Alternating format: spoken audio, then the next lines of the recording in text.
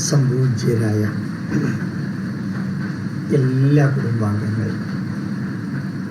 കുടുംബാംഗങ്ങൾക്കും നിറഞ്ഞ ഹൃദയത്തോടെ നന്മയുടെ ചിന്താധാരകളോടെ നന്മയുടെ സന്ദേശത്തോടെ ധീരതയുടെയും രാഷ്ട്രസ്നേഹത്തിൻ്റെയും സമർപ്പണ ഭാവത്തിൻ്റെയും ചൈതന്യത്തോടെ സുപ്രഭാത വന്ദനം.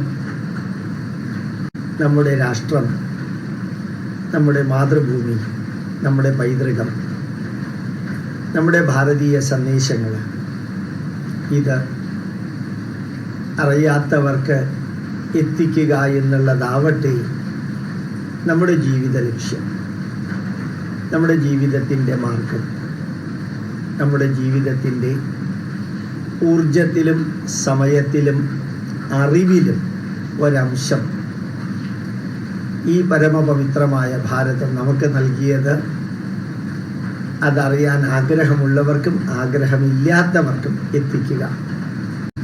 ഞാൻ നിങ്ങളോട് എല്ലാവരോടും അപേക്ഷിക്കുന്നു, അഭ്യർത്ഥിക്കുന്നു, നിർദ്ദേശിക്കുന്നു. നിങ്ങളുടെ മനസാക്ഷി നിങ്ങൾക്ക് നൽകുന്ന ഏറ്റവും വലിയ പുരസ്കാരമായിരിക്കും ഈ രാഷ്ട്രത്തെക്കുറിച്ച് എല്ലാവരെയും അറിയിക്കുക, ഇഷ്ടമുള്ളവരെയും ഇഷ്ടമില്ലാത്തവരെയും അറിയിക്കുക. ജാതി മത ഇസ വർഗ വർണ്ണ ഭാഷാ വ്യത്യാസങ്ങളില്ലാതെ, ലിംഗവ്യത്യാസമില്ലാതെ, താല്പര്യമുണ്ടോ ഇല്ലയോ എന്ന വ്യത്യാസമില്ലാതെ ധർമാധർമ്മ മണ്ഡലത്തിൽ പ്രവർത്തിക്കുന്നവർ, ധാർമ്മികമായിട്ടുള്ളതും അധാർമികമായിട്ടുള്ള മണ്ഡലത്തിൽ പ്രവർത്തിക്കുന്നവർക്ക് നമ്മുടെ വേദങ്ങളും നമ്മളുടെ പൈതൃകവും അറിയിക്കാൻ സാധിക്കട്ടെ എന്ന് പ്രാർത്ഥിച്ചുകൊണ്ട് നമുക്ക് ഇന്നത്തെ വേദ സന്ദേശം, സമുജ്വലമായ സന്ദേശമാണത്. 1-ാമത്തെ മണ്ഡലത്തിലെ 31-ാമത്തെ സൂക്തത്തിലെ 16 മുതൽക്കുള്ള മന്ത്രമാണ്. നല്ല രസം തോന്നി വായിച്ചപ്പോൾ. ഇമാമഗ്നേ ശരണിം മൃഷോന ഇമമധ്വാനം യമഗാമദൂരാദം ആഭിപിതാ പ്രമതി സൗമ്യാനാം ഭൂമിരസ്യ ഋഷികൃത് മർത്യാനാം മനുഷ്വദഗ്നേ അംഗീരസ്വദം ഗിരോ യയാദിവത്സദാനേ പൂർവച്ചൂചേ അച്ഛായാഹ്യവഹാദൈഭ്യം ജനമാസാദയ ബർഹിഷി യക്ഷീ ച പ്രിയം. രാവിലെ വേദമന്ത്രം കേൾക്കുക എന്ന് പറഞ്ഞാൽ തന്നെ ഒരു പുണ്യമാണ്. നമ്മുടെ പൂർവികരെ ലോകത്തിലെ ഓൾഡസ്റ്റ് പുസ്തകത്തിൽ നിന്ന് ഓൾഡസ്റ്റ് വരികൾ പ്രത്യക്ഷമായി കാണാവുന്ന ദൈവിക ചൈതന്യമായ അഗ്നിയെ നോക്കി പ്രാർത്ഥിക്കുകയാണ്. പ്രത്യക്ഷമായി കണ്ണുകൊണ്ട് കാണാം, നമുക്ക് വിളിച്ചു വരുത്താം, തിരിച്ചയക്കാവുന്ന ആ അഗ്നിയെ ദേവരൂപത്തിൽ കണ്ട് നമ്മൾ സുപ്രഭാത വന്ദനത്തിൽ പറയുന്ന മന്ത്രങ്ങൾ, സഹനശക്തിയുള്ള അല്ലയോ അഗ്നിദേവ അവിടുന്ന് ശാന്തി, അല്ലയോ ദേവ അവിടുന്ന് ശാന്തി, സമാധാനം തുടങ്ങിയ ഗുണങ്ങളോട് കൂടിയ മനുഷ്യർക്ക് ഇതൊരു പാരാമീറ്ററാണ്. ജീവിതത്തിന് ഭക്ഷണം മാത്രമല്ല, ആ ഉജ്ജ്വലമായിട്ടുള്ള ഒരു മാനസികാവസ്ഥ. ഭക്ഷണം ശരീരത്തിനും ശാന്തിയും സമാധാനവും മനസ്സിനും, അതുപോലെ ഈ ആത്മീക കർമ്മങ്ങളിൽ ഏർപ്പെട്ടിരിക്കുന്ന ധാർമ്മിക ബോധമുള്ളവർക്ക് സ്നേഹാദരങ്ങളോടുകൂടി പ്രാപിക്കാൻ യോഗ്യനായ പ്രകൃതി ചൈതന്യമേ, സഹായിയാണ് അവിടെ നിന്ന്, രക്ഷകനാണ് അവിടുന്ന്, പിതൃതുല്യനാണ് അല്ലയോ ദേവ അവിടുന്ന് നല്ല ചിന്താശക്തിയുള്ള നിത്യമായും കർമ്മം ചെയ്യുന്നവനെ അനുഗ്രഹിക്കുന്നവനാണ്, വേദദർശന രഹസ്യം പ്രദാനം ചെയ്യുന്നവനാണ്. ഉപയോഗിച്ചിരിക്കുന്ന വാക്കുകളുടെ അർത്ഥം ഒന്ന് നോക്കുക. ഒരു 10,000 വ്യക്തികൾക്ക് സ്വർണ്ണ താമ്പാളത്തിൽ കൊടുക്കാവുന്ന സന്ദേശമല്ലേ ഇത്? മിനിമം ഒരു ദിവസം. അത് അറിയുന്നവർക്കും അറിയാത്തവർക്കും കൊടുക്കാൻ സാധിക്കുന്ന ഒരു സന്ദേശമല്ലേ ഇത്? വേദദർശന രഹസ്യം പ്രദാനം ചെയ്യുന്നവനെ അഗ്നിദേവ, അതുകൊണ്ട് അവിടുന്ന് ഞങ്ങളുടെ വിജ്ഞാനത്തെ, ഞങ്ങളുടെ അറിവില്ലായ്മയെ മറയ്ക്കുന്ന അജ്ഞത, അവിദ്യ, ഞങ്ങളുടെ അറിവിനെ മറയ്ക്കുന്ന അറിവില്ലായ്മ, അതുമാതിരി തന്നെ ഹിംസക ഭാവം, മറ്റുള്ളവരെ നശിപ്പിക്കാനുള്ള ഭാവം, അതിനെ ആട്ടിപ്പായിക്കുക.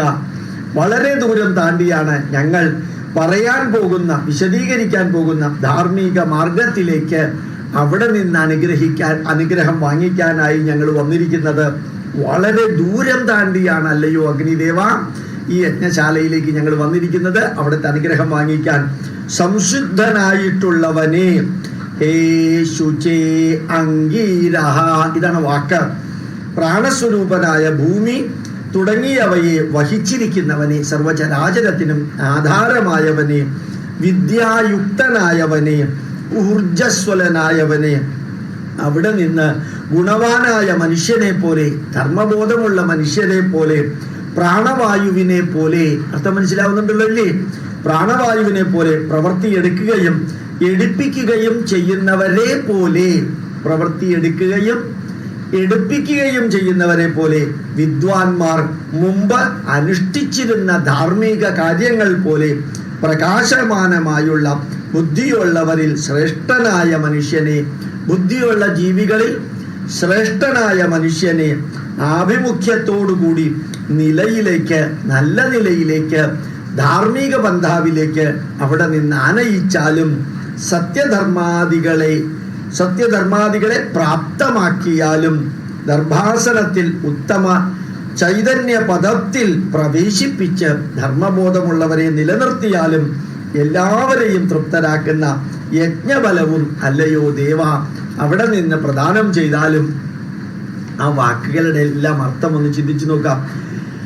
അവിടെ നിന്ന് വേദവിദ്യ കൊണ്ടും ശക്തി കൊണ്ടും, അറിവിന്റെ ശക്തി കൊണ്ടും, അതുപോലെ തന്നെ ശാരീരിക ശക്തി കൊണ്ടും, സദ്ബുദ്ധി കൊണ്ടും, മൃഷ്ടാന്നം ധന്യമായിട്ടുള്ള ഭക്ഷണം കഴിക്കാൻ നൽകിക്കൊണ്ടും, അനുഷ്ഠാന കാര്യങ്ങളിൽ തെളിഞ്ഞതും തികവാർന്നതുമായ ബുദ്ധിയോടുകൂടി, അനുഷ്ഠാന കാര്യങ്ങളിൽ തെളിഞ്ഞതും തികവാർന്നതുമായ ബുദ്ധിയോടുകൂടി പ്രഭൂതമായ ധാന്യം ധനം കൊണ്ടുമുള്ള ശ്രേയസ് നല്ലവണ്ണം ധർമ്മബോധമുള്ളവർക്കായിട്ട് ഒരുക്കി തന്നാലും, കൂടാതെ അവിടുന്ന് ഉത്തമ വിജ്ഞാനം കൊണ്ട്, അറിവിന്റെ പരമകാഷ്ഠയിലുള്ള അനുഭവ സമ്പത്ത് കൊണ്ട് നിത്യമായും ഉച്ചകോടിയിലെത്തിച്ചാലും, ഞങ്ങളെ നിത്യമായും ഉച്ചകോടിയിലെത്തിച്ചാലും അങ്ങയുടെ ഏതൊരു യോഗ്യങ്ങളായ കർമ്മങ്ങളാണോ ഉള്ളത് അവയെ ഞങ്ങൾ അനുഷ്ഠിക്കാം. ധർമ്മബോധമുള്ള യോഗ്യങ്ങളായ കർമ്മങ്ങളെ ഞങ്ങൾ അനുഷ്ഠിക്കാം. ഇത് സുപ്രഭാതത്തില് ഒരു പ്രതിജ്ഞയാണ്.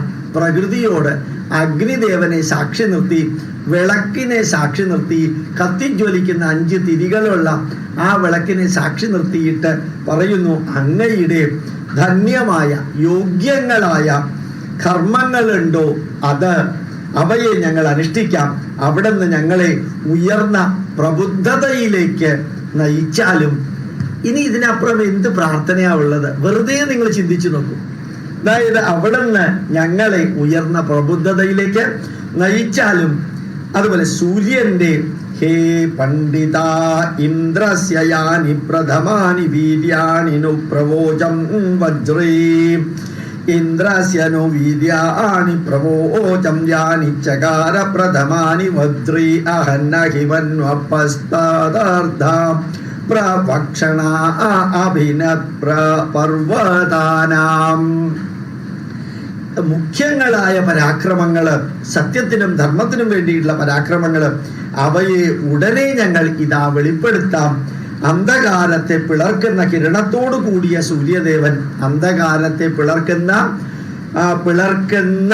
കിരണത്തോടു കൂടിയ സൂര്യദേവൻ, ശത്രു സംഹാരകനായ രാജാവ്, മേഘത്തെ ശിഥിലമാക്കി അധാർമികരായ ശത്രുക്കളെ ഹനിച്ച് കുടിലന്മാരെ ഹനിച്ച് തുടർന്ന് അതിൽ നിന്നുമുണ്ടായ ജലാംശത്തെ ശത്രുഛേദനത്തിൽ ഉപയോഗിച്ച് ആ മേഘങ്ങളിൽ നിന്ന് വരുന്ന ജലം സ്വീകരിച്ച് ഒഴുകുന്ന നദികൾ ഭൂമിയിൽ ചാലുകൾ ഉണ്ടാക്കി ഒഴുകി നന്മ നിറഞ്ഞ അധർമ്മത്തിനെതിരെയുള്ള യുദ്ധഭൂമിയെ രക്തപങ്കിലമാക്കി, അധർമ്മത്തിനെതിരെയുള്ള യുദ്ധഭൂമിയെ രക്തപങ്കിലമാക്കി.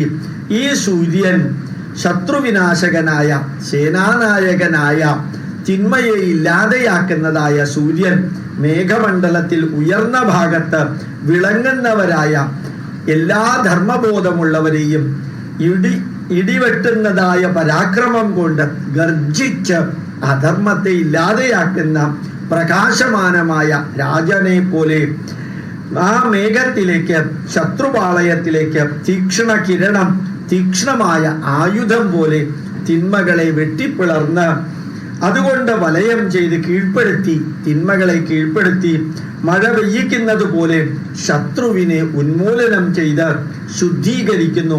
ശത്രുവിനെ ഓടിച്ച് ശത്രു പലായനം എപ്രകാരമെന്ന് പറയുന്നു.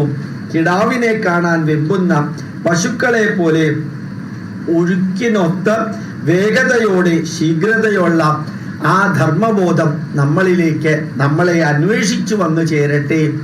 അമ്മ പശുവിനെ അന്വേഷിച്ചു പോകുന്ന കിടാവിനെ പോലെ ധർമ്മം നമ്മളെ അന്വേഷിച്ച് നമ്മളിലേക്ക് വരട്ടെ. നമ്മൾ ധർമ്മത്തെ അന്വേഷിച്ച് ധർമ്മത്തിലേക്ക് പോകട്ടെ.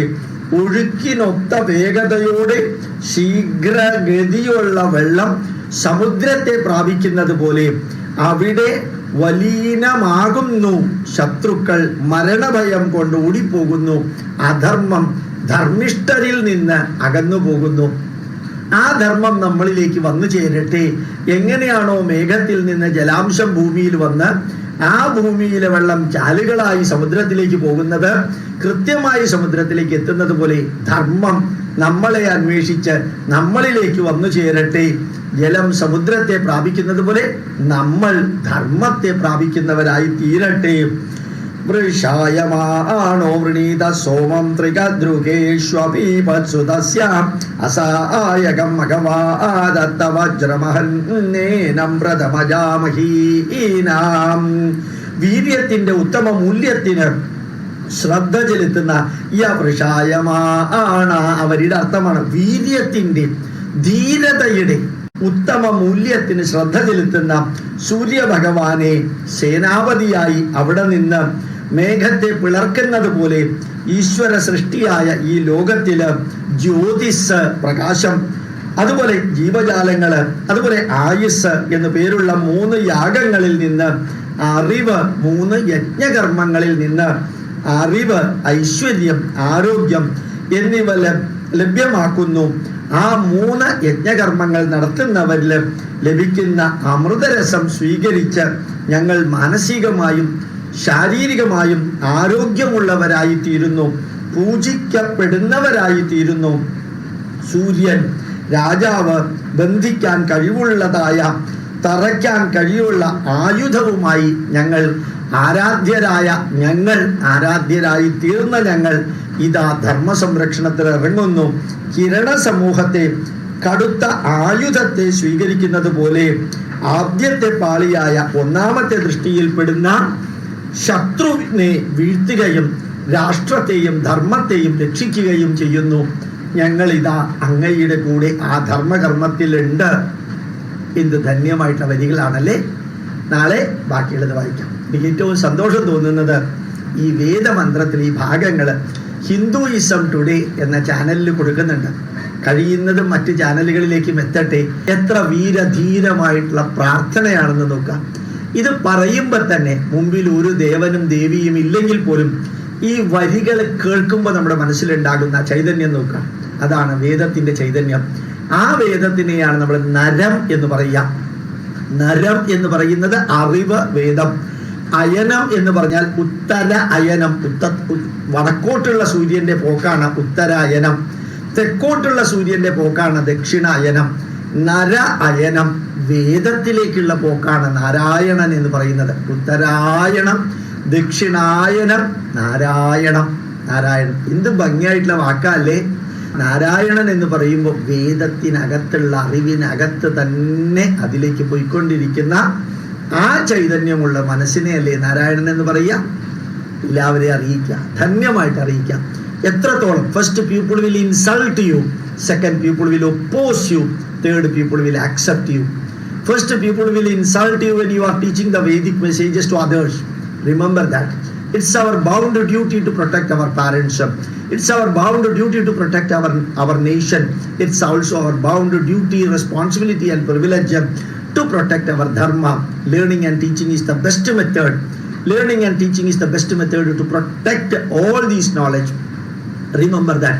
A room filled with darkness, for the last 100 years need not be converted to a lighted room by lighting the lamp for 100 years.